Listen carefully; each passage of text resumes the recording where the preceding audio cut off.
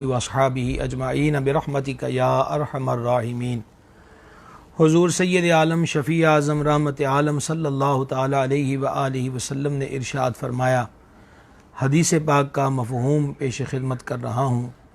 آقا کریم صلی اللہ تعالی علیہ وآلہ وسلم نے فرمایا، جو روزانہ 100 مرتبہ دروشی پڑھے اس کی دونوں آنکھوں کے درمیان لکھ دیا جاتا ہے کہ یہ بندہ نفاق اور دوزخ کی آگ سے آزاد ہے۔ احباب گرامی قدر، بہت بڑا انعام اور بہت بڑی دولت ہے، اور تعداد دیکھیے تو 100 مرتبہ درود شریف ہے۔ 24 گھنٹوں میں ہم کیا کرتے ہیں، ہماری گفتگو کتنی ہوتی ہے، فضول کتنا بولتے ہیں، دیگر کاموں کے اندر، عبث بیکار کاموں کے اندر ہماری گفتگو کی رفتار کیا ہوتی ہے، اس پہ غور کرنا چاہیے۔ اور ہم اپنے آقا و مولا علیہ الصلوۃ والسلام کی بارگاہ میں درود شریف کتنی دیر پڑھنے کا شرف پاتے ہیں، اسے بھی ملحوظ رکھنا چاہیے۔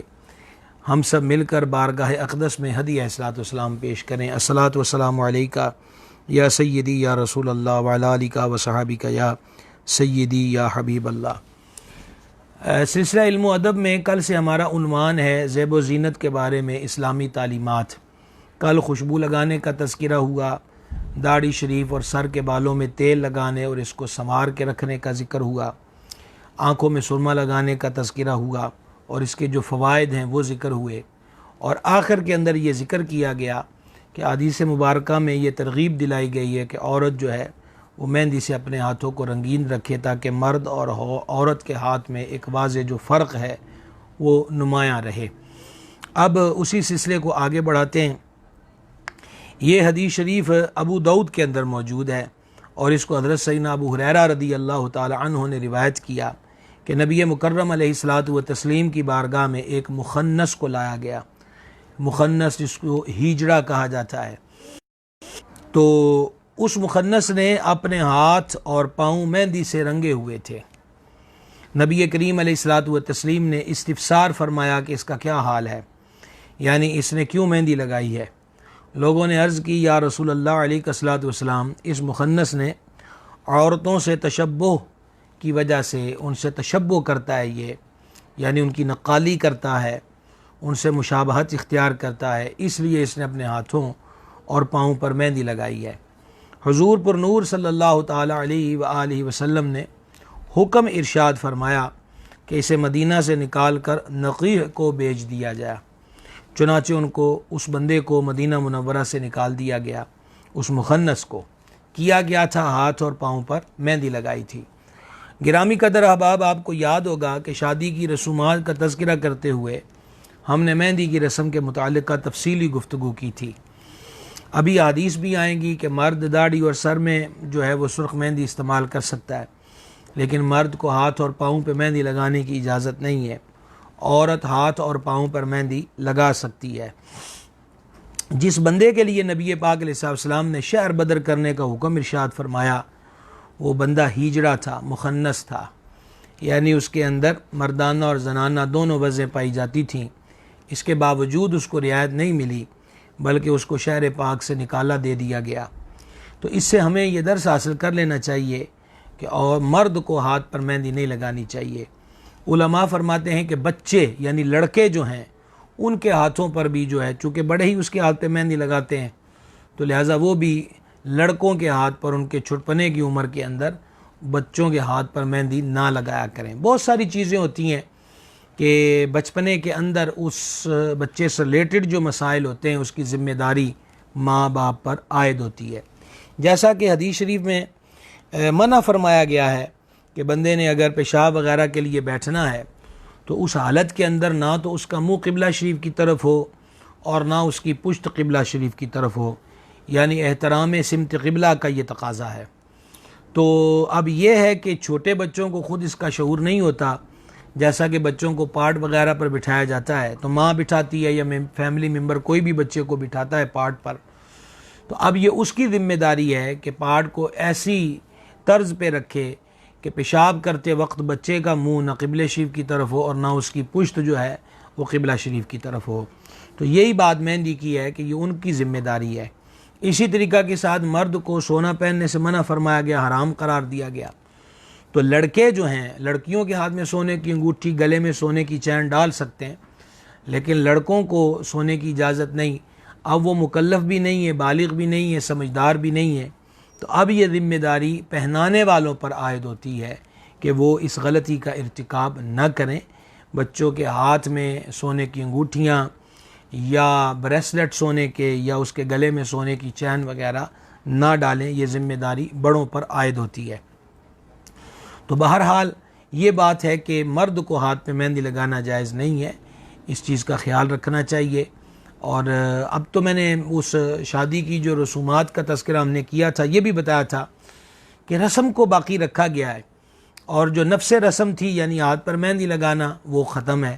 اور کرنا کیا ہے جی کہ اس کے ہاتھ پہ ٹیشو یا نوٹ رکھ کے اس کے اوپر مہندی لگا دی جاتی ہے، یعنی رسم نہیں چھوڑی، ہاتھ پہ مہندی بھی نہیں لگائی، اور سینکڑوں گناہ جو ہیں وہ کمانے کا سبب بن گیا، آتش بازی کی صورت میں، شراب کی صورت میں، ہیجڑوں یا عورتوں کے ناچ گانے کی صورت میں۔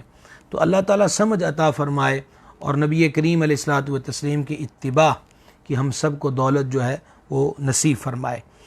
اس سے اگلی حدیث پاک سماعت کیجئے، یہ ترمذی شریف کے اندر ہے۔ امام ترمذی نے اسے جامع الترمذی میں کتاب الادب کے اندر لکھا۔ سعید بن مسیب سے روایت ہے رضی اللہ عنہ کہ وہ روایت کرتے ہیں کہ اللہ تبارک و تعالی طیب ہے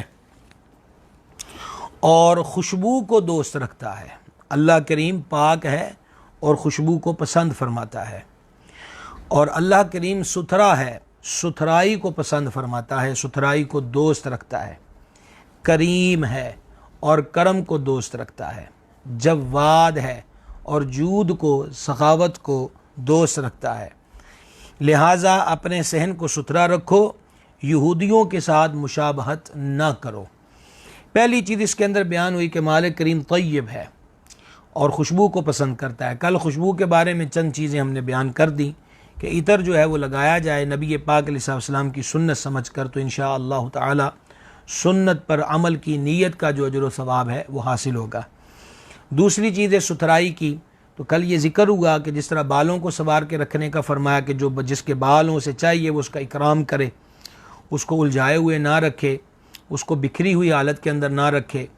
اور ایسے ہی اللہ تعالیٰ نے جب نعمت دی ہوئی ہے اچھے لباس کی تو اس کو پہنے۔ اور حدیث شریف کا مفہوم ہے کہ اللہ تبارک و تعالیٰ پسند فرماتا ہے جب اپنے بندے کے وجود پر اپنی دی ہوئی نعمت کا اظہار دیکھتا ہے۔ اور اس سے اگلی بات ارشاد فرمائی کہ وہ کریم ہے، کرم کو دوست رکھتا ہے۔ سبحان اللہ الکریم، اللہ تبارک و تعالیٰ کا کرم جس کی حد ہی کوئی نہیں، حساب ہی کوئی نہیں، عقل انسانی کے بس کی بات ہی نہیں کہ اس کے کرم کو اپنی عقل کی تکڑی میں تول یا ناپ سکے۔ تو جس طرح وہ کریم ہے اور وہ کرم کو دوست رکھتا ہے۔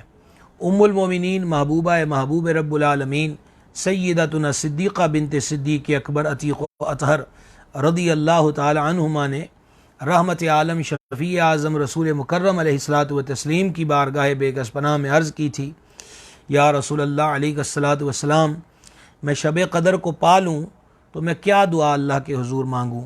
تو رحمت عالم علیہ السلام نے جو دعا تعلیم فرمائی تھی اس میں کیا تھا؟ اللہم انک عفو، اے اللہ بے شک تو معاف فرمانے والا، تحب العفو، اور تو معاف فرمانے کو پسند فرماتا ہے، فاعف عنی، مجھے بھی معاف کر دے۔ تو جس طرح اللہ کریم ہے اور کرم کو پسند فرماتا ہے، اسی طرح اللہ تعالیٰ معاف فرمانے والا ہے، معافی کو پسند فرماتا ہے۔ پھر وہ ستار العیوب ہے، عیبوں پہ پردے ڈالتا ہے، اور جو رحم کی بات ہے کہ وہ رحیم ہے، رحمان ہے، تو وہ رحم کرنے والوں کو، حدیث میں فرمایا جو رحم نہیں کرتا اس پر رحم نہیں کیا جاتا۔ اور ایک حدیث میں فرمایا تم زمین والوں پہ رحم کرو، عرشوں کا مالک تم پہ رحم فرمائے گا۔ تو کریمی جو ہے وہ اللہ تبارک و تعالیٰ کو پسند ہے، اور میرے سرکار کی کریمی سبحان اللہ، اعلیٰ حضرت عظیم البرکت مجدد دین و ملت الشاہ امام احمد رضا قادری محدث بریلوی رحمۃ اللہ علیہ کہتے ہیں، میرے کریم سے گر قطرہ کسی نے مانگا، دریا بہا دیے ہیں، در بے بہا دیے ہیں۔ یعنی میرے کریم علیہ الصلوۃ والتسلیم سے طلب کرنے والا، مانگنے والا قطرہ مانگتا ہے، اور حضور علیہ السلام دریا بہا دیتے ہیں۔ اور در یہ موتی کو کہتے ہیں، اور پھر دریا کے ساتھ ساتھ موتیوں کی جو برسات ہے وہ ہوتی ہے، اس کی جو دامن ہے اس کو موتیوں سے بھر دیا جاتا ہے۔ اور ایک جگہ امام اہل سنت رحمۃ اللہ علیہ جان عالم صلی اللہ تعالی علیہ وآلہ وسلم کی کریمی کو یوں بیان فرماتے ہیں، کریم ایسا ملا کہ جس کے کھلے ہیں ہاتھ اور بھرے خزانے، بتاؤ مفلسوں کہ پھر کیوں تمہارا دل اضطراب میں ہے۔ مفلس ایسا بندہ کنگال کو کہتے ہیں، اضطراب بے تابی کی حالت کو کہتے ہیں، پریشانی۔ تو آپ فرماتے ہو مفلس اضطراب میں ہو، اللہ نے تو ہمیں وہ کریم عطا فرمائے ہیں کہ جن کے ہاتھ کھلے ہیں، اور یہاں کھلے ہاتھ سے مراد بہت زیادہ دینے والے، اور کھلے ہیں ہاتھ اور بھرے خزانے، اور ہے بہت کچھ۔ حضور علیہ الصلوۃ والتسلیم خود فرماتے ہیں اللہ کریم نے مجھے زمین کے خزانوں کی چابیاں عطا فرمائی ہیں، اور آقا کریم علیہ السلام کی شان کریمی اور لطف و عطا کو سامنے رکھ کر ایک جگہ امام عاشقاں بارگاہ خیر الانام علیہ السلام میں یوں عرض کرتے ہیں، کریم اپنے کرم کا صدقہ لئیم بے قدر کو نہ شرما، تو اور رضا سے حساب لینا، رضا بھی کوئی حساب میں ہے۔ تو اللہ تبارک و تعالی کریم ہے اور کرم کرنے کو پسند فرماتا ہے، دوست رکھتا ہے، جواد ہے، اور اللہ رب العزت جود کو پسند فرماتا ہے، سخاوت، عنایت، بخشنا، دینا، اللہ کریم اس کو پسند فرماتا ہے۔ اور اگلی بات فرمائی لہٰذا اپنے سین کو ستھرا رکھو، یعنی بات تھی ستھرا ہے، ستھرائی کو پسند فرماتا ہے، اور ساتھ پھر اللہ کی اور صفات کو بیان کیا۔ اور اب آقا علیہ الصلوۃ والتسلیم اپنی امت کو ترغیب ارشاد فرما رہے ہیں کہ اپنے گھر کے سین کو ستھرا رکھو اور یہودیوں کے ساتھ مشابہت نہ کرو۔ یہود کے بارے میں کتابوں میں درج ہے کہ یہ کوڑا کرکٹ اپنے سین میں یا ڈیوڑی کے اندر ڈال دیتے تھے، اور مطلب یہ ہے کہ گھر کے اندر انٹر ہوئے تو گندگی کے ساتھ ہی سامنا کرنا پڑتا تھا، غلاظت اور کوڑا کرکٹ کا ہی سامنا کرنا پڑتا تھا، اور بڑی عجیب عجیب قسم کی دور جاہلیت کی رسمیں ان لوگوں کے اندر یہ باتیں تھیں۔ الحمدللہ دین اسلام ہے جو ظاہر باطن کی پاکیزگی طلب بھی کرتا ہے اور ظاہری پاکیزگی کو پسند بھی کرتا ہے۔ حضور جان عالم علیہ السلام نے فرمایا ان اللہ طیب اللہ یقبل الا طیب، جس طرح یہاں فرمایا کہ اللہ طیب ہے، پاک ہے، تو فرمایا اللہ پاک ہے اور پاک کے سوا کچھ قبول نہیں فرماتا۔ تو یہاں مطلب کسی نے مال دینا ہے، اللہ کی راہ میں خیرات کرنا ہے، تو وہ حلال ذریعے سے کمایا ہوگا تو پاک ہوگا۔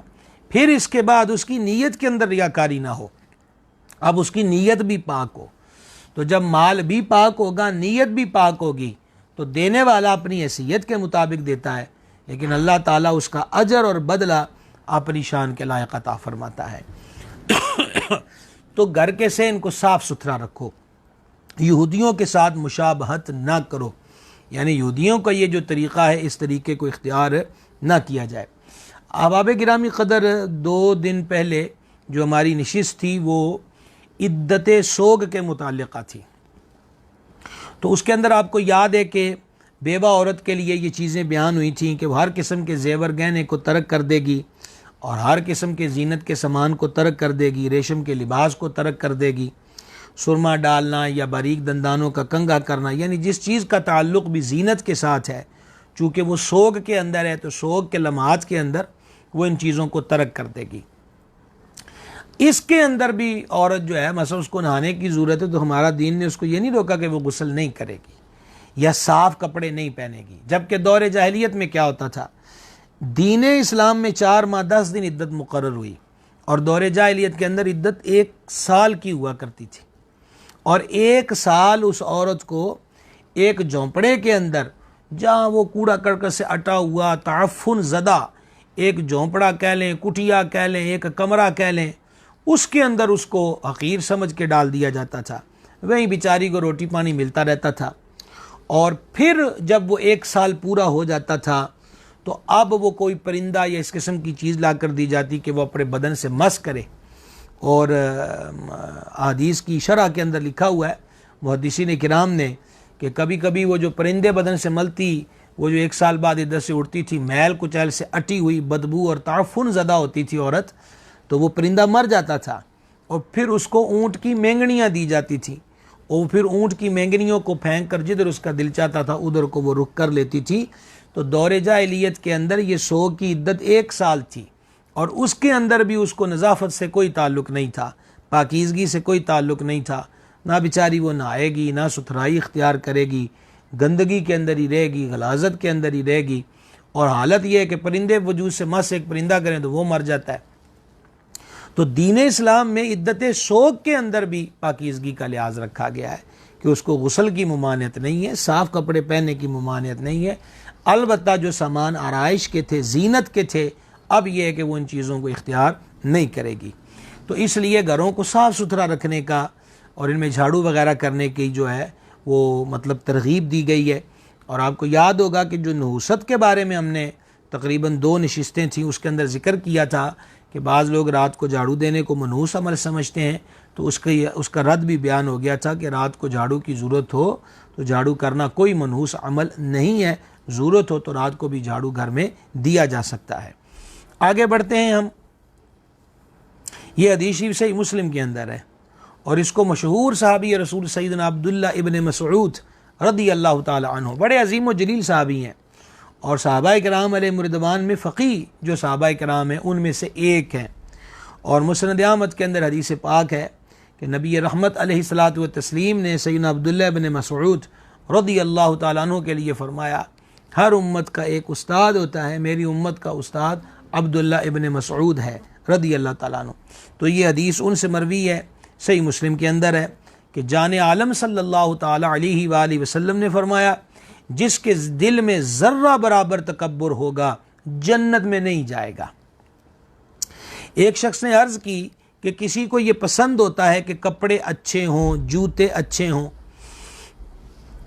تو فرمان عالی پر ان صحابی معظم کی جو عرض ہے وہ اس حال سے بات ظاہر ہو رہی ہے کہ وہ رحمت عالم علیہ السلام کی بارگاہ سے یہ عرض کر رہے ہیں کہ یا رسول اللہ علیہ السلام کہ ہم میں سے خواہش ہوتی ہے کہ اچھے کپڑے، اچھا جوتا پہنا جائے، تو کہیں یہ تکبر میں تو نہیں آتا اچھے کپڑے پہننا، اچھا جوتا پہننا؟ کیونکہ وعید تھی کہ جس کے دل میں ذرہ برابر بھی تکبر ہوگا تو ارشاد فرمایا کہ وہ جنت میں نہیں جائے گا۔ تو یا رسول اللہ علیہ السلام اچھے کپڑے پہننے کی یا اچھا جوتا پہننے کی بھی خواہش ہوتی ہے، تو نبی کریم علیہ السلام نے فرمایا اللہ تبارک و تعالی جمیل ہے، یحب الجمال، اور مالک کریم جو ہے جمال کو، خوبصورتی کو پسند فرماتا ہے۔ تو تکبر نام ہے حق سے سرکشی کرنے اور لوگوں کو حقیر جاننے کا۔ تکبر نام ہے حق سے سرکشی کرنے۔ آپ دیکھیں ابلیس لعین نے حضرت سیدنا آدم علی نبی الکریم علیہ السلام کو سجدہ کرنے سے انکار کیا، اور اللہ تعالیٰ نے اس کے اس عمل کو کیا قرار دیا تھا؟ ابا واستکبر وکان من الکافرین، کہ اکڑا رہا، تکبر میں مبتلا رہا اور کافروں میں سے تھا، انکار کیا اور اللہ رب العزت کے خلیفہ کو سجدہ نہیں کیا۔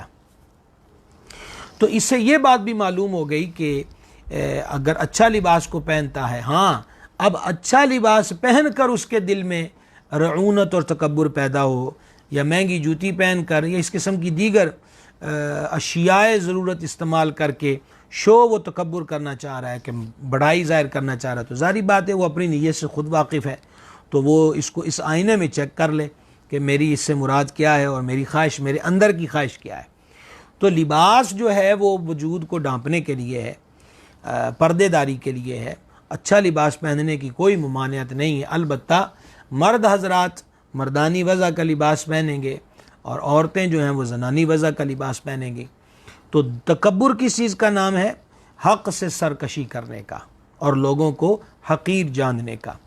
یہاں مجھے وہ حدیث پاک بھی یاد آ رہی ہے کہ یعنی نبی پاک علیہ الصلوۃ والسلام نے یہ جو ٹخنے ننگے رکھنے کی ترغیب دی ہے، اس کی وجہ کیا تھی کہ کفار و مشرکین جو تھے وہ تہمت کا کپڑا چھوڑ دیتے تھے لمبا، اور وہ زمین پر گھسڑتا تھا تو بڑی ٹور کے ساتھ چلتے تھے۔ اب بھی شاید ہوگا کہ نہ ہوگا اور بہت کم ہوگا، لیکن خطہ پنجاب کے اندر جہاں تہمت کا استعمال ہوتا تھا تو چودھری لوگ، بڑے لوگ اس میں ٹور ٹپے کے لیے وہ تہمت کی چادر کو بہت لمبا چھوڑ دیتے تھے، زمین پر وہ گھسڑتی تھی، اور ان کا یہ عمل ٹور کے لیے تھا، ازرہ تکبر تھا۔ تو نبی پاک صلی اللہ تعالی علیہ وآلہ وسلم نے اس چیز سے منع فرما دیا، اور حضور نے اپنی مبارک سنت ادا فرمائی کہ تہمد ہو یا شلوار وغیرہ ہو تو اس کو ٹخنوں سے اوپر رکھا جائے۔ امیر المومنین، امام المتصدقین، خلیفہ اول بلا فصل، افضل الخلق بعد الرسل، سرکار سیدنا ابو بکر صدیق العتیق رضی اللہ تعالی عنہ صحت مند تھے۔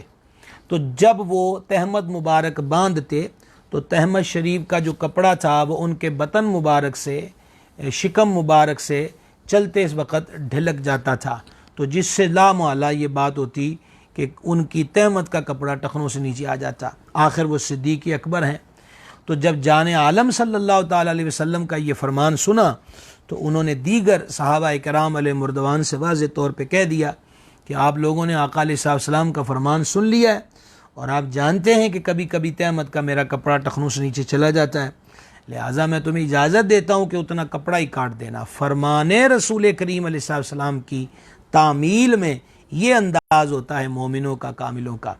تو جب اس عاشق اکبر صدیق اکبر عتیق و اطہر رضی اللہ تعالیٰ عنہ، وہ عظیم و ذلیل شخصیت کہ جن کا دامن ہمیشہ کفر اور شرک سے پاک رہا، دور جاہلیت میں جب شراب عام تھی حضور صدیق پاک کبھی اس کے قریب نہیں گئے، اور وجہ پوچھنے پہ فرمایا کہ شراب پینے والے کی نہ عقل سلامت رہتی ہے نہ عزت محفوظ رہتی ہے۔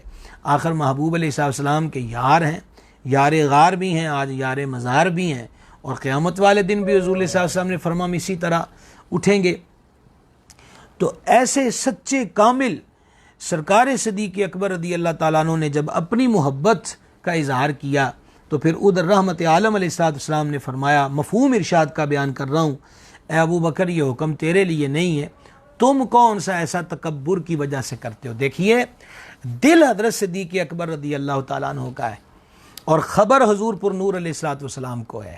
یہ محبوب کی نگاہ پا کے اولیاء دلوں کے حالات جانتے ہیں، تو محبوب خدا کی نظر کا عالم کیا ہوگا۔ تو لہٰذا آج 1500 سال بعد اندھی آنکھوں کے ساتھ اور اندھے شیشوں کے ساتھ ان نفوس قدسیہ کا ایمان جو ہے دیکھنے والے سوائے سیاہیوں کی اور کیا بکھیر سکتے ہیں۔ یہ وہ کامل الایمان لوگ ہیں جن کے دلوں کی پاکیزگی کا یہ عالم ہے کہ حضور جان نور علیہ السلام فرما رہے ہیں کہ تیرے دل میں تکبر ہے ہی نہیں ہے، پیارے تیرا یہ عمل تکبر کی وجہ سے نہیں ہے۔ یہ مقام ہے حضور پر نور سیدنا صدیق اکبر عتیق و اطہر رضی اللہ تعالی عنہ کا۔ تو بہرحال اچھا کپڑا پہننا یا اچھے جوتے استعمال کرنا وغیرہ وغیرہ، یہ جو ضرورت کی چیزیں ہیں اللہ تعالیٰ نے عطا فرمایا ہو تو ضرور پہننا چاہیے۔ اللہ تعالیٰ کو یہ پسند ہے کہ اس کی دی ہوئی نعمت اس کے بندے کے وجود سے ظاہر ہو۔ اب پاس بندے کے موجود بھی سارا کچھ ہو لیکن بلا وجہ ہی وہ جناب معروف میں مر گیا کہتا رہے، تو یہ ناشکری ہے۔ اللہ تعالیٰ نے جو عطا فرمایا اس کو استعمال کرے۔ تو تکبر بندے کے دل کے اندر ہوتا ہے۔ آگے بڑھتے ہیں، یہاں تک ہم نے یہ چند چیزیں ذکر کر لی ہیں، اب اس سے آگے جو حدیث شریف آ رہی ہے اس کو بھی غور سے سن لیں۔ یہ حدیث شریف صحیح بخاری اور صحیح مسلم کی ہے، اور حضرت سیدنا ابو ہریرہ رضی اللہ تعالی عنہ نے اس کو روایت کیا۔ نبی کریم صلی اللہ تعالی علیہ وآلہ وسلم نے ارشاد فرمایا، یہود و نصارہ خضاب نہیں کرتے، تم ان کی مخالفت کرو، یعنی صدر الشریعہ آگے لکھتے ہیں یعنی خضاب کرو۔ مجھے سے سنیے انشاءاللہ خضاب کی وضاحت ہو جاتی ہے۔ اس سے اگلی حدیث پاک یہ صحیح مسلم کے اندر ہے، حضرت سیدنا جابر رضی اللہ تعالی عنہ اس حدیث کے راوی ہیں کہ وہ بیان کرتے ہیں کہ فتح مکہ کے دن حضرت ابو قحافہ، یہ حضرت ابو قحافہ کون ہیں؟ یہ حضور سیدنا صدیق اکبر رضی اللہ تعالیٰ عنہ کے والد ماجد ہیں، اور یہ حضور صدیق اکبر کو پوری جماعت صحابہ میں اعزاز حاصل ہے کہ ان کے والدین بھی صحابی ہیں، یہ خود بھی صحابی ہیں، ان کی اولاد صحابی، اور پوتوں تک یہ سلسلہ پہنچا ہوا ہے، 4 پیڑھیاں شرف صحابیت سے بہرمند ہیں۔ اللہ اکبر کبیرہ۔ تو یہ حضرت جابر رضی اللہ تعالیٰ عنہ روایت کرتے ہیں کہ فتح مکہ کے دن ابو قحافہ لائے گئے، اور بعض علماء نے یہ بھی لکھا ہے کہ جب ابو قحافہ کو حضور صدیق پاک لے کر آئے تو ان کی کافی عمر ہو چکی تھی، اور آگے حدیث سے آپ کو معلوم ہو ہی جائے گا کہ ان کی داڑھی شریف کے اور سر کے بال سفید تھے۔ تو نبی کریم صلی اللہ تعالیٰ علیہ وسلم کو سرکار صدیق پاک کے گھر سے جتنی محبت تھی اور حضور کی اتنی عطائیں ہیں کہ رحمت عالم علیہ السلام نے حضور صدیق پاک سے جو فرمایا اس کا مفہوم یہ ہے کہ ان کو کیوں لے کر آئے ہو، ہمیں بلا لیتے، ہم ان کو آ کے کلمہ پڑھا دیتے۔ تو سیدنا صدیق اکبر رضی اللہ تعالیٰ عنہ کی بارگاہ میں جو عاجزی کا عالم ہے وہ پیش کرتے ہیں، آقا کی بارگاہ میں عرض کرتے ہیں کہ حضور ہم اسی لائق ہیں کہ خود چل کر بارگاہ عالی میں حاضر ہوا جائے۔ تو بہرحال وہ خدمت والا میں لائے گئے اور مشرف با اسلام ہوئے۔ تو نبی کریم علیہ الصلاۃ والتسلیم نے ان کا سر اور جو داڑھی ہے اس کو دیکھا کہ وہ سفید تھی۔ حضور علیہ الصلاۃ والسلام نے فرمایا اس کو کسی چیز سے بدل دو، یعنی یہ جو سفیدی ہے بالوں کی، اس کو کسی چیز سے بدل دو اور سیاہی سے بچو۔ کسی چیز سے بدل دو مطلب خضاب کر لیا جائے، اور سیاہی سے بچو سے مراد کیا ہے؟ کالے رنگ سے بچو۔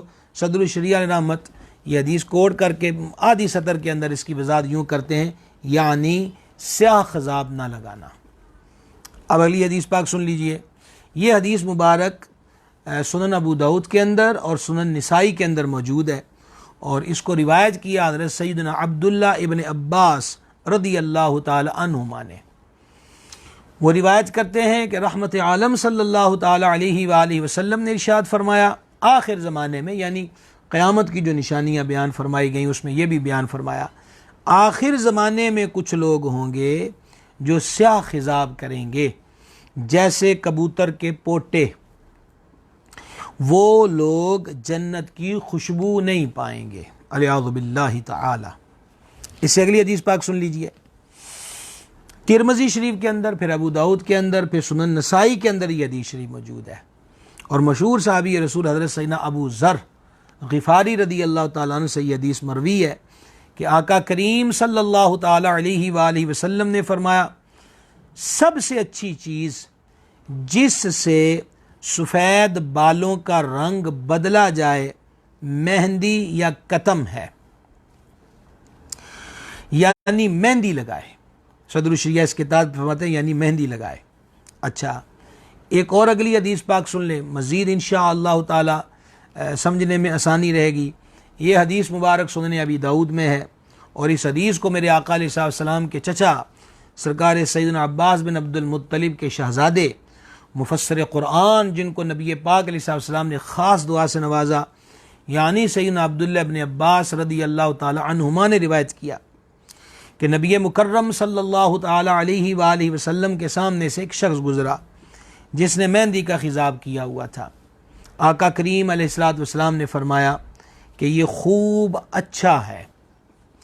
پھر کچھ دیر کے بعد ایک دوسرا شخص گزرا جس نے مہندی اور کتم کا خضاب جو تھا وہ کیا ہوا تھا، تو فرمایا کہ یہ اس سے بھی اچھا ہے۔ پھر ایک تیسرا شخص گزرا جس نے زرد خضاب کیا ہوا تھا، تو نبی پاک صلی اللہ تعالی علیہ وآلہ وسلم نے ارشاد فرمایا یہ ان سب سے اچھا ہے، یعنی زرد رنگ کا جو خضاب ہے یہ ان سب سے اچھا ہے۔ ایک اور حدیث پاک سماعت کیجئے۔ یہ حدیث سیدنا انس رضی اللہ تعالی عنہ سے روایت ہے۔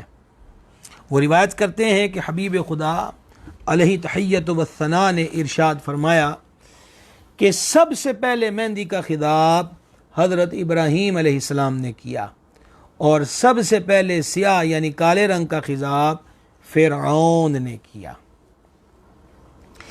یاد رہے کہ سب سے پہلے داڑھی شریف میں سفید بال حضرت سیدنا ابراہیم علی نبینا الکریم و علیہ الصلاۃ والسلام کی داڑھی مبارک میں سفید بال آیا تھا سب سے پہلے۔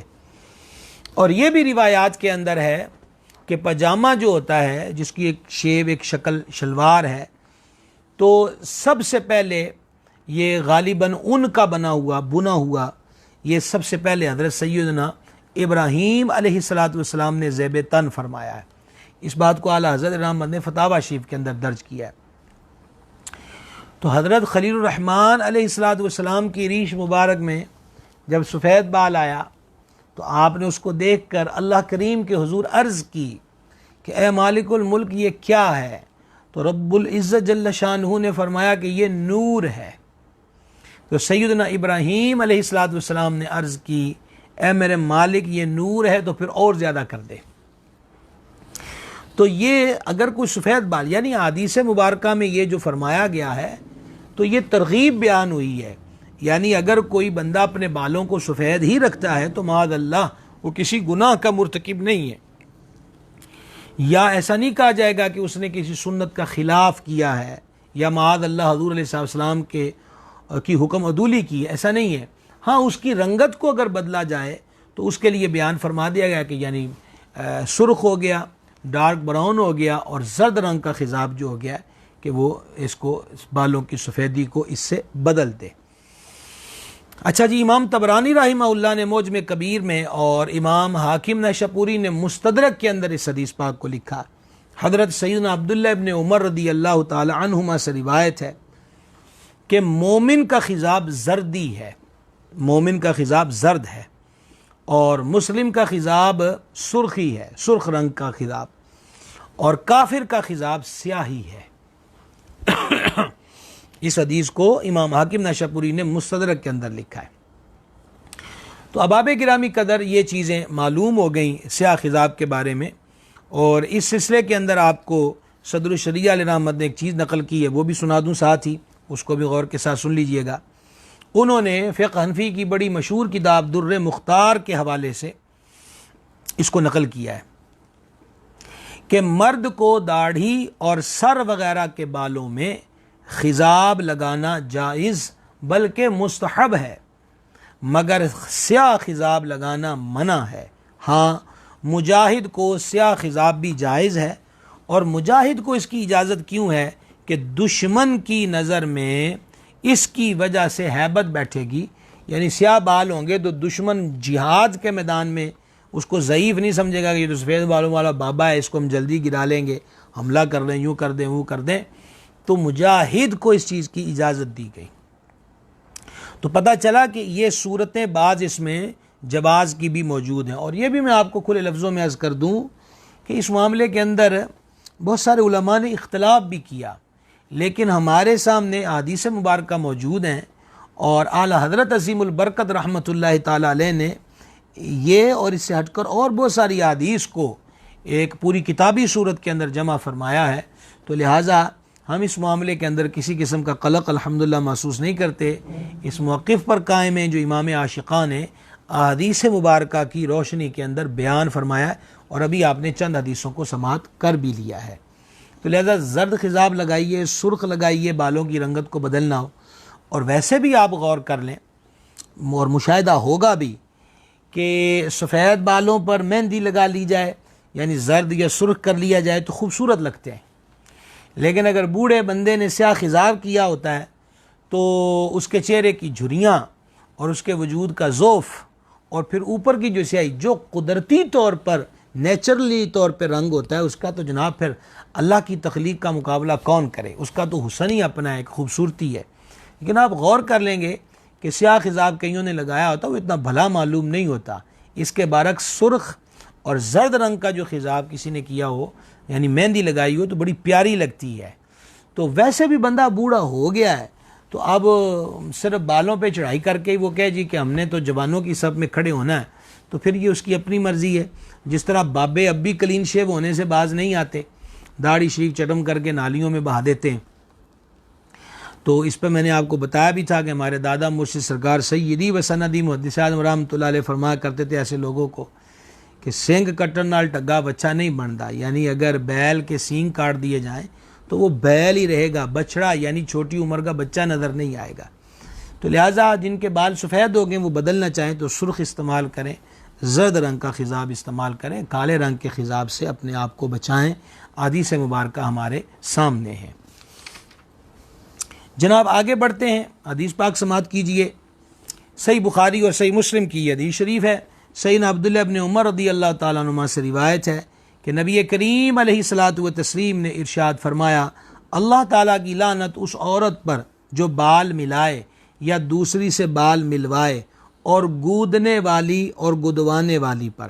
اب یہ گودنے والی سے کیا مراد ہے کہ جسم کے اندر سوئی کے ذریعے چھید لگا کر اس کے اندر سرما یا سبزہ یا نیل، آج کل اس کے ٹیٹو بناتے ہیں مشینوں کے ساتھ، اور پھر اس کے اندر رنگ بھر دیے جاتے ہیں، تو نبی پاک علیہ الصلوۃ والتسلیم نے اس عمل والے پر لعنت فرمائی ہے۔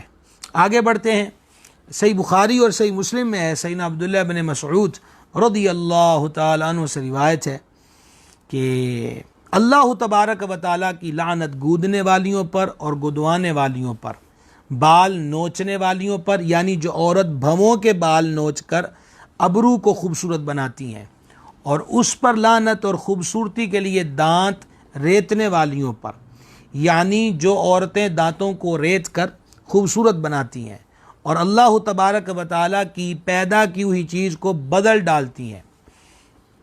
یہ بات سیدنا عبداللہ بن مسعود رضی اللہ عنہ نے بیان کی تو ان سے ایک بی بی صاحبہ نے سوال پوچھا کہ مجھے خبر ملی ہے کہ آپ نے فلاں فلاں قسم کی عورتوں پہ لعنت کی ہے۔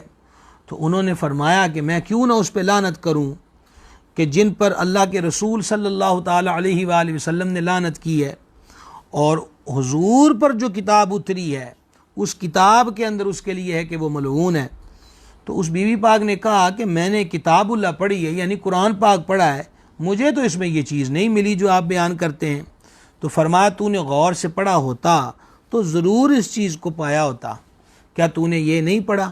اب دیکھیں انہوں نے دلیل کیا دی۔ یہ فقیہ صحابہ کرام میں سے بہت بڑے علم والے صحابی تھے سیدنا عبداللہ بن مسعود رضی اللہ تعالیٰ عنہ۔ انہوں نے کہا تو نے قرآن نہیں پڑھا؟ وما آتاکم الرسول فخذوہ وما نہاکم عنہ فانتہوا، یعنی جو کچھ رسول تمہیں عطا فرمائیں وہ لے لو، اور جس چیز سے منع فرمائیں اس سے باز آ جاؤ۔ اس عورت نے کہا ہاں جی یہ آیت تو میں نے پڑھی ہے۔ تو حضرت عبداللہ بن مسعود رضی اللہ تعالیٰ عنہ نے فرمایا کہ حضور علیہ الصلوۃ والسلام نے اس سے منع فرمایا ہے، تو میں نے اس لیے کہ جو اللہ رسول کے حکم کی خلاف ورزی کرتی ہو، پھر اوپر حدیث بھی ذکر ہو گئی۔ اچھا جی، اس کے اندر عورتوں کی بہوؤں کا ذکر ہوا ہے، تو اس کے اوپر مسئلہ یاد رکھیے گا کہ بعض عورتیں بالکل ان بہوؤں کو ایسا ہوتا ہے کہ بالکل اس کے ساتھ وہ کیا کہہ سکتے ہیں آپ، مینا کاری کی جاتی ہے کہ بالکل بالوں کی باریک لکیریں بنا دی جاتی۔ دیکھیں کچھ بال وہ ہوتے ہیں جو ترتیب سے ہٹ کر ہوتے ہیں اور جو بھدے معلوم ہوتے ہیں، تو حسن ترتیب قائم رکھنے کے لیے کوئی ایک دو بال دائیں بائیں ہیں تو اس کے لیے اس کو سیدھا کر لیا جائے، یعنی نوچ لیا تو حرج نہیں، لیکن زائد حصے کو کاٹ کر باریک لکیریں بنوا لینا۔ اور اس میں عورتیں تو عورتیں ہیں، اب مرد بھی لڑکے بھی کسی سے پیچھے نہیں ہیں، وہ بھی ایک عورتوں سے دو ہاتھ آگے بڑھ کر حسن آشکار کرنے کی کوشش کرتے ہیں۔ تو لہٰذا یہ جو اس قسم کا عمل ہے یہ عورتوں کو جائز نہیں ہے، اس سے منع فرمایا گیا ہے، اس بات کو ذہن نشین رکھیے گا۔ اچھا جناب آگے بڑھتے ہیں۔ حضور نبی کریم صلی اللہ تعالی علیہ وآلہ وسلم کی ذات پاک کے لیے حضرت سیدنا عبداللہ بن عباس رضی اللہ تعالی عنہما نے اس کو روایت کیا ہے۔ انہوں نے کہا کہ بال ملانے والی اور ملوانے والی اور ابرو کے بال نوچنے والی اور نوچوانے والی اور گودنے والی اور گدوانے والی پر لعنت ہے جب کہ بیماری سے یہ نہ کیا ہو۔ اللہ اکبر کبیرہ۔ اب کچھ مسائل سن لیجئے جو ان حدیث کے تحت صدر الشریعہ نے لکھے، اور یہ جو حدیث آخر میں بیان ہوئی انشاءاللہ اس کا مسئلہ بھی آپ کو واضح طور پہ نظر آ جائے گا۔ صدر الشریعہ لکھتے ہیں کہ انسان کے بالوں کی چوٹی بنا کر عورت اپنے بالوں میں گوندے یہ حرام ہے۔ حدیث شریف میں اس پہ لعنت آئی ہے، بلکہ اس پر بھی لعنت کی گئی کہ جس نے کسی دوسری عورت کے سر میں ایسی چوٹی گوندی، اور اگر وہ بال جس کی چوٹی بنائی گئی خود اسی عورت کے ہیں جس کے سر میں جوڑی گئی جب بھی ناجائز، اور اگر ان یا سیاہ دھاگے کی چوٹی بنا کر لگائے تو اس کی ممانعت نہیں ہے۔ سیاہ کپڑے کا موباف، یہ بالوں میں دھاگا لگا کر انہیں دراز کرنا مباف کہلاتا ہے، بنانا جائز ہے، اور کلاوہ میں تو اصلا حرج نہیں کہ یہ بالکل ممتاز ہے۔ اور اسی طرح گودنے والی اور گدوانے والی، وہ جو ذکر ہو گیا کہ سوئیوں سے سوراخ کر کے ٹیٹو نما یا کوئی چیز بنا کے اس میں رنگ بھرنا، یا ریتی سے دانت ریت کر خوبصورت کرنے والی، یا دوسری عورتوں کے دانت ریتنے والی، یا موچنے سے ابرو کے بالوں کو نوچ کر خوبصورت بنانے والی اور جس نے دوسرے کے بال نوچے، ان سب پر حدیث شریف میں لعنت آئی ہے۔ پہلی چیز یہ کہ بالوں کا جوڑا، انسانوں کے بال ہوں یا جانوروں کے بال ہوں، وگ جو ہوتی ہے، جوڑا جو ہوتا ہے، وہ عورت کو سر میں لگانا جائز نہیں ہے۔ آگے کپڑے کی یا دھاگے کی بات آئی ہے کہ وہ اس کی کوئی چیز اس میں لگانا چاہتے ہیں تو اس چیز کی اجازت ہے۔ اور تیسرے نمبر پر وہی ابرو کی بات آ گئی جو آپ کی خدمت میں عرض کر دی گئی۔ اگر عورت کے چہرے کے دیگر حصے پر، جیسے بعض عورتوں کے مردوں کی طرح جیسے مونچھوں کے بال ہوتے ہیں، کچھ ظاہر ہو جاتے ہیں، ظاہری بات ہے کہ یہ نسوانہ حسن کے خلاف ہیں، تو لہٰذا ان کو نوچنے میں حرج نہیں ہے۔ یا رخساروں کے اوپر کوئی ایسے بال ظاہر ہو جائیں جو کہ بدنمائی کا سبب بنتے ہوں تو اس کو بھی صاف کرنے میں حرج نہیں ہے۔ اصل بات یہ کہ جو ابرو ہیں ان کو ان کی حالت پہ رکھا جائے گا، اور جس طرح بالکل لکیروں کی طرح اس کو نوچ نوچ کے کر دیا جاتا ہے، یہ حدیث شریف میں اس عمل سے منع فرمایا گیا ہے۔ آگے لکھتے ہیں صدر الشریعہ علیہ رحمت، لڑکیوں کے کان ناک چھیدنا جائز ہے، یعنی کان میں یا ناک میں سوراخ کرنا، کان میں کوئی کوکا یا پھول ڈالنے کے لیے، اور ناک میں یا کانوں میں ٹوپس کانٹے وغیرہ ڈالنے کے لیے۔ اور بعض لوگ لڑکوں کے بھی کان چھدواتے ہیں اور دریا پہناتے ہیں، یعنی لڑکوں کے کان میں بالی نما بنا کر اس کے نیچے ایک موتی لٹکا ہوتا ہے، یہ پہناتے ہیں، یہ ناجائز ہے۔ لڑکیوں کے ناک اور کان چھدوانا جائز ہے، ان کو اس طرح کا زیور پہنانا جائز ہے، لیکن لڑکوں کے کانوں میں سوراخ کرنا، بندہ ڈال دینا، کانٹا ڈال دینا، بالی ڈال دینا، جس طرح میں نے پہلے عرض کیا کہ لڑکوں کے ہاتھ میں بھی چھٹپنے میں بڑے مہندی نہ لگائیں، تو ایسے لڑکوں کے کان میں سوراخ نہ کروائیں، اور نہ ہی ان کے کانوں کے اندر یہ بالی وغیرہ ڈالی جائے، یہ ناجائز عمل ہے۔ یعنی کان چھدوانا بھی ناجائز، اور لڑکے وغیرہ کو، لڑکے کی بات ہو رہی، اسے زیور پہنانا بھی ناجائز ہے۔ مزید لکھا، عورتوں کو ہاتھ پاؤں میں مہندی لگانا جائز ہے کہ یہ زینت کی چیز ہے، بلا ضرورت چھوٹے بچوں کے ہاتھ پاؤں میں مہندی لگانا نہ چاہیے۔ لڑکیوں کے ہاتھ پاؤں میں لگا سکتے ہیں جس طرح ان کو زیور پہنا سکتے ہیں، لڑکوں کے نہ لگائیں، لڑکیوں کے ہاتھ اور پاؤں پہ مہندی لگا سکتے ہیں۔ عورتیں اپنے چوٹیوں میں، یعنی گت جو کرتی ہیں، اس میں پوت، یہ شیشے یا کانچ کے دانے خوبصورتی کے لیے، یا چاندی سونے کے جو دانے ہیں وہ لگا سکتی ہے۔ دیکھیں، ایک چیز ہے اسے منع کر دیا گیا، تو یہ نہیں ہے کہ جس چیز کو دوسرا جو زینت کا مرحلہ ہے اس سے بھی روکا گیا ہے، تو وہ اپنی گت وغیرہ کے اندر موتی وہ سونے کے ہوں، چاندی کے ہوں، شیشے وغیرہ کے ہوں۔ صدر الشریعہ نے جس دور میں لکھا، لفظ پوت بھی یہاں پہ لکھا ہوا ہے، تو یہ پرانے وقتوں کے اندر اس قسم کی چیزیں استعمال ہوتی ہوں گی جو انہوں نے یہاں پر اس کو بیان فرمایا ہے۔ آگے لکھتے ہیں کہ پتھر کا سرما استعمال کرنے میں حرج نہیں، اور سیاہ سرما یا کاجل بقصد زینت مرد کو لگانا مکروہ ہے، اور زینت مقصود نہ ہو تو کراہت نہیں ہے۔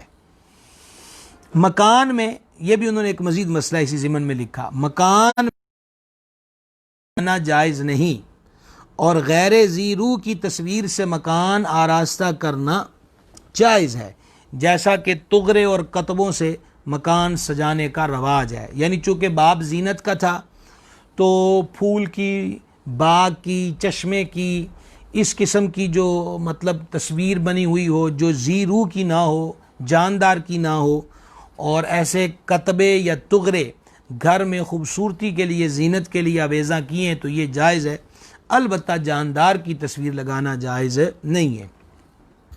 اب ہمارے ہاں یہ عام رواج پڑ گیا ہے، میں نے پہلے بھی اس طرح ایک دن اشارہ کیا تھا کہ پہلے تو یہ ہوتا تھا، ہمیں اچھے طریقے سے یاد ہے کہ ہم اپنے شہروں کے فٹ پاتھوں پہ، لاری اڈوں میں تصاویر کی دکانیں دیکھا کرتے تھے، اس کے اندر بچوں کی، عورتوں کی، اچھا پھر اس سے بھی بڑھ کر ایک کام یہ ہوتا تھا کہ بزرگوں کے نام سے منسوب کر کے تصاویر جو ہیں وہ چھاپی اور بیچی جاتی تھیں، اور اس کے اندر بالخصوص حضور مولا المسلمین امام المتقین شیر خدا مشکل کشا سرکار علی المرتضیٰ کرم اللہ تعالی وجہ الکریم، یا حضور سیدنا غوث الاعظم دستگیر محبوب سبحانی حسنی حسینی رضی اللہ تعالیٰ عنہ، بلکہ بعض ایسی خیالاتی تصویریں تھیں کہ جس کے اندر بہت ساری تصویریں بنا کر باقاعدہ پھر اس پہ نمبر لکھے ہوتے تھے، اور سائڈ پر ان نمبروں کے تحت کہ یہ فلاں بزرگ کی ہے، یہ فلاں بزرگ کی ہے۔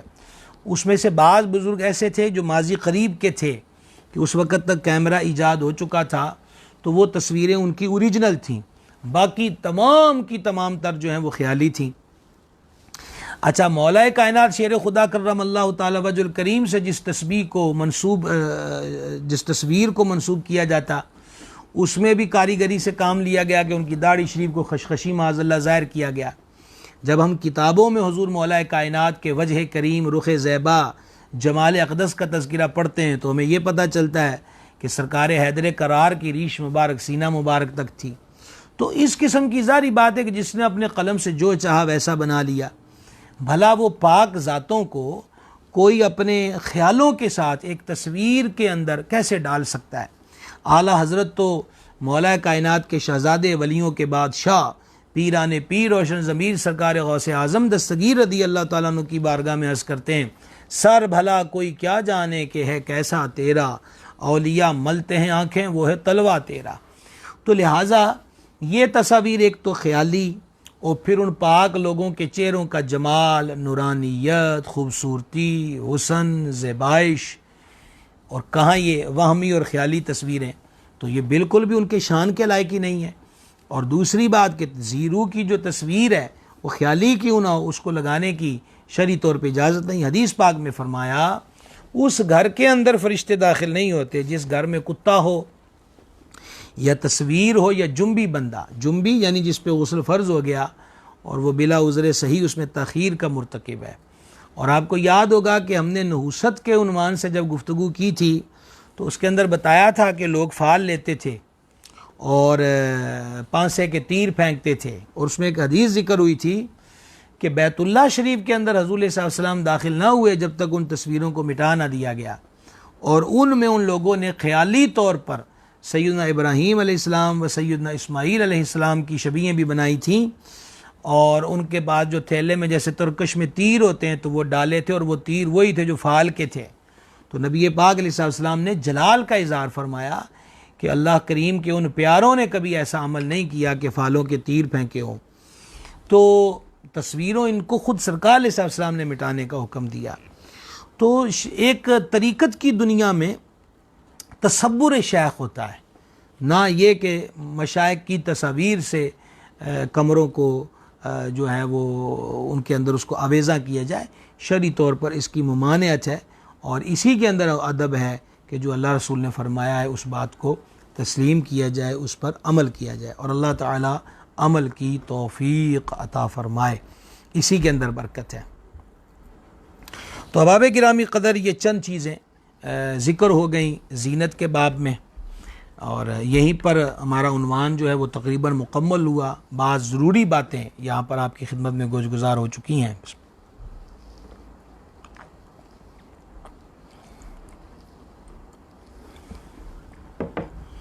الحمدللہ رب العالمین۔ تو جتنی باتیں ذکر ہوئی ہیں کل اور آج کے اندر اس پہ غور رکھیں، اور جو حدیث پہ حکم آئے ہیں بس اس کے اندر سر جھکانا اور اس کو تسلیم کرنا، یہی مسلمان کے شایان شان ہے۔ آپ کو یاد ہوگا کہ پچھلے ہفتے میں ہم نے حضرت سرکار سیدنا عبد الرحمن ابن عوف رضی اللہ تعالیٰ عنہ کا ذکر خیر کیا تھا، اور یہ بھی بتایا تھا کہ اپنی نئی پیڑھی کو سنانے اور بتانے کی ضرورت ہے کہ ہمارے اسلاف کی شانیں کیا تھیں، ان کا تعارف کیا ہے، اور ان کی سیرت کس قدر حسین تھی، دین اسلام کے لیے ان کی قربانیاں کیا تھیں۔ تو اس کے لیے ہم نے انتخاب پہلے یہ کیا کہ عشرہ مبشرہ کا ذکر کیا جائے۔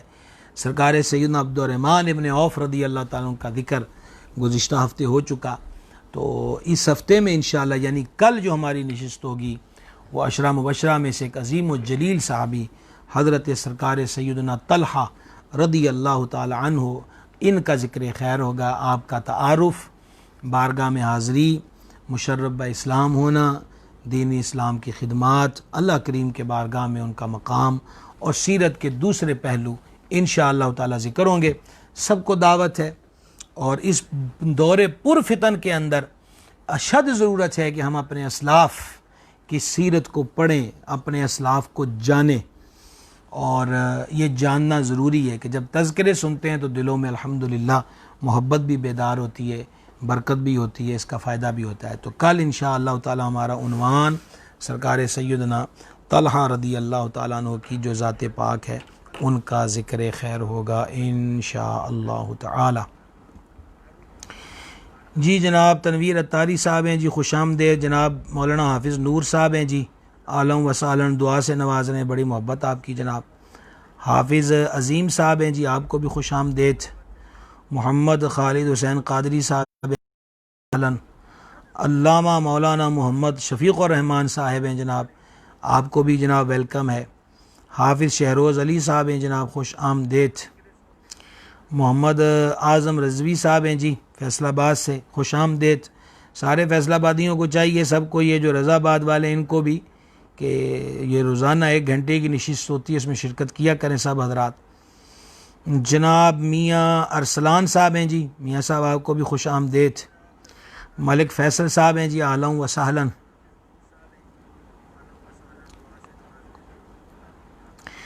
جناب محمد وسیم الحق سید صاحب ہیں جناب، شاہ صاحب آپ کو بھی خوش آمدید، اہلا و سہلا۔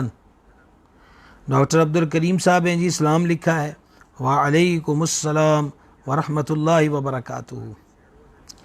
جناب محمد طاہر صاحب ہیں جی، آپ کو بھی خوش آمدید۔ جناب محمد ارشد قادری جلالی صاحب ہیں جناب، آپ کو بھی ویلکم۔ عدنان جویہ صاحب ہیں جناب، اہلا و سہلا۔ پرنس لقمان صاحب ہیں جی، محمد لقمان، آپ کو بھی اہلا و سہلا۔ جناب علی بھٹی صاحب ہیں، خوش آمدید۔ میر مرتضیٰ ہیں جی، اہلا و سہلا۔ جناب ندیم اصغر گل صاحب جی، جناب آپ کو بھی ویلکم ہے اس سلسلے میں۔ اور جناب نور آصف صاحب جی، اللہ تعالیٰ سلامت رکھے۔ زاہد جاوید صاحب ہیں جی، آپ کو بھی خوش آمدید۔ ہاں جی محمد یاسین صاحب جی سائیوال سے، خوش آمدید۔ شاہد بھائی آپ کو بھی ویلکم، خوش آمدید۔ جناب مولانا حافظ سلیم رضوی صاحب ہیں جناب، لکھا ہے فیضان رضا جاری رہے گا انشاءاللہ تعالی، سب اعلیٰ حضرت کی برکات اور عنایات ہے الحمدللہ۔ محمد عظیم اعظم علوی صاحب ہیں، ویلکم جناب، خوش آمدید۔ ارسلان ملک صاحب ہیں جناب، آپ کو بھی خوش آمدید۔ عبدالرؤف خان صاحب ہیں جناب، خان صاحب آپ کو بھی خوش آمدید کہتے ہیں۔ امیر علی صاحب ہیں جناب، آپ کو بھی ویلکم ہے جی، خوش آمدید۔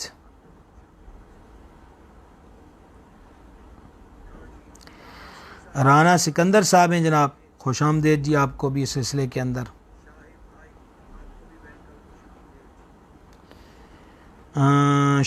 شعبان سلیم اتاری صاحب جناب کو بھی خوش آمدید جی۔ محمد بلال صاحب ہیں جی، آپ کو بھی اہلا و سہلا۔ ماشاء اللہ جناب محترم محمد عمر فاروقی صاحب جناب کو بھی ہم خوش آمدید کہتے ہیں جی۔ محمد فاروق خان صاحب جی کے پی کے سے، اہلا و سہلا۔ دعاؤں کا لکھا جی، مالک آپ کو خوش رکھے جناب۔ جناب احمد خان سیالوی صاحب آپ کو بھی جناب اہلا و سہلا۔ فہد کسانہ صاحب ہیں جی، خوش آمدید جی۔ جناب عقیل شہزاد صاحب آپ کو بھی ویلکم جی۔ سید معظم بخاری صاحب ہیں جناب، شاہ صاحب آپ کو بھی خوش آمدید، اہلا و سہلا۔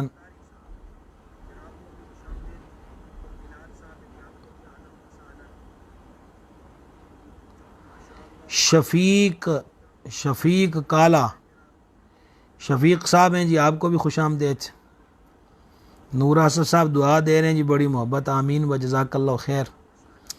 مالک ذیشان صاحب ہیں جی، خوش آمدید جی، دعا دے رہے ہیں جی، جزاک اللہ خیر جی۔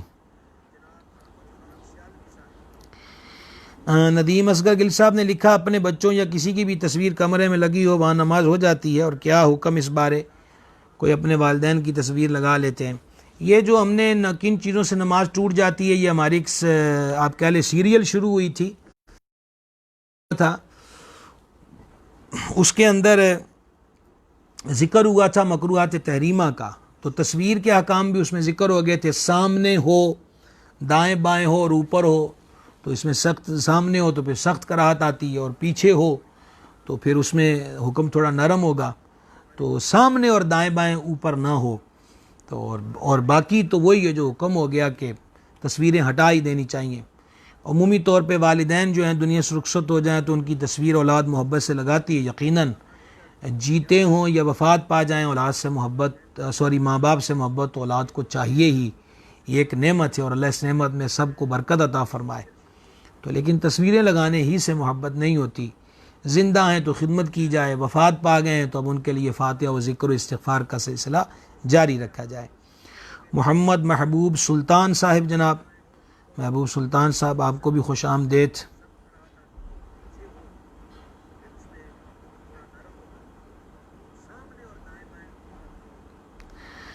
جناب محمد حماد حمزہ فریدی صاحب، آپ کو بھی ویلکم ہے جی، خوش آمدید۔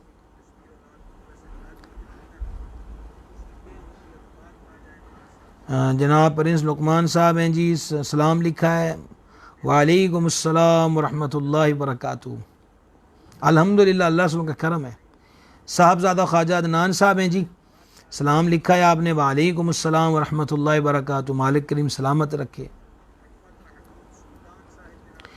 محمد اقبال قریشی صاحب ہیں، جناب کو بھی خوش آمدید جی۔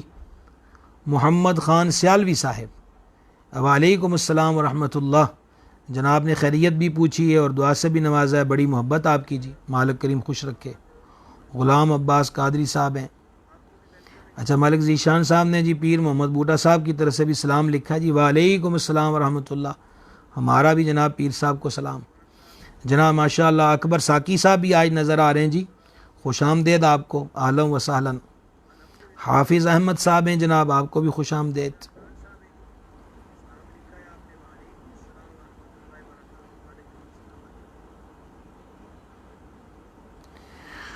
محمد عثمان اعظم اوان صاحب جی، جناب کو بھی خوش آمدید جی، دعاؤں کا لکھا ہے جی، اللہ خوش رکھے سلامت رکھے۔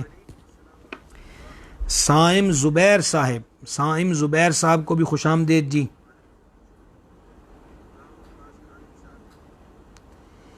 پیر نظامی لکھا ہوا جی، آپ کو بھی جناب خوش آمدید جی۔ حافظ احمد صاحب نے اپنی نانی محترمہ کے لیے لکھا کہ بیمار ہیں، اللہ کریم اپنے محبوب علیہ السلام کے طفیل انہیں صحت کامل عطا فرمائے، صحت عاجل عطا فرمائے اپنے محبوب کے لیے۔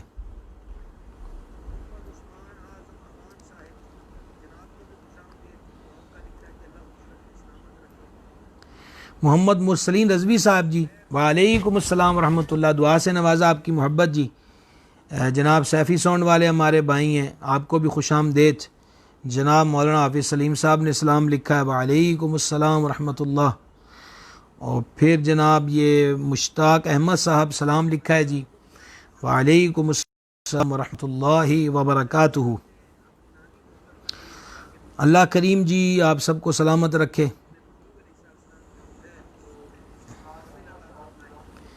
جی ماشاء اللہ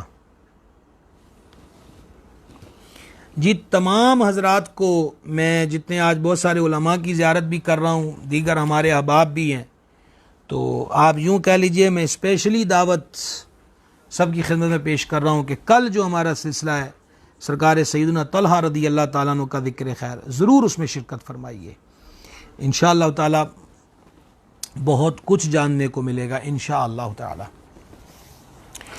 صلی اللہ تعالی علی النبی الامی و آلہ صلی اللہ تعالی علیہ وسلم، صلاۃ و سلام علیک یا سیدی یا رسول اللہ۔ بندہ نواز ہماری حاضری قبول فرما، گناہوں کو معاف فرما، خطاؤں سے درگزر فرما، نیک کاموں کی توفیق دے، برے کاموں سے محفوظ رکھ۔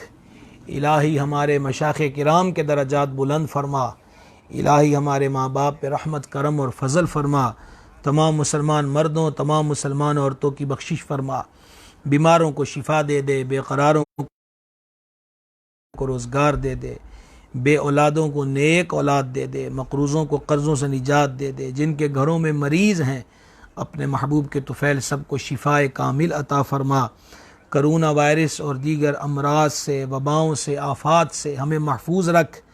جو ہمارے بھائی کرونا میں مبتلا ہیں اپنے محبوب کے صدقے انہیں شفائے کامل عطا فرما۔ الہی ہمارے دلوں کو اپنے محبوب کی آل، اپنے محبوب کے صحابہ کرام، اپنے محبوب کی امت کے اولیاء سے کی محبت سے روشن اور منور فرما۔ ہمیں ان سب کا ادب کرنے کی توفیق دے، ان کی بے ادبی سے بچا اور بے ادبوں سے بچا، ان پاکوں کی گستاخی سے بچا اور گستاخوں سے بچا۔ الہ العالمین ادب کی شاہراہ پہ ہمیں قائم رکھ۔ میرے مالک اپنے حبیب علیہ السلام کا صدقہ ہمارے ایمان کی حفاظت فرما، ہمیں بری موت اور کفر و بدعقیدگی کی موت سے محفوظ رکھ۔ الہ العالمین اپنے محبوب کا صدقہ جو احباب اس سلسلے سے جڑے ہیں، محبتوں کا اظہار کرتے ہیں، سب کی گھر بار کی خیر فرما، سب کی حاجات کو پورا فرما۔ اللہم انا نسألک العفو والعافیہ فی الدین والدنیا والآخرہ، وصلی اللہ تعالی علی حبیبہ سیدنا و مولانا محمد وعلی آلہ وصحبہ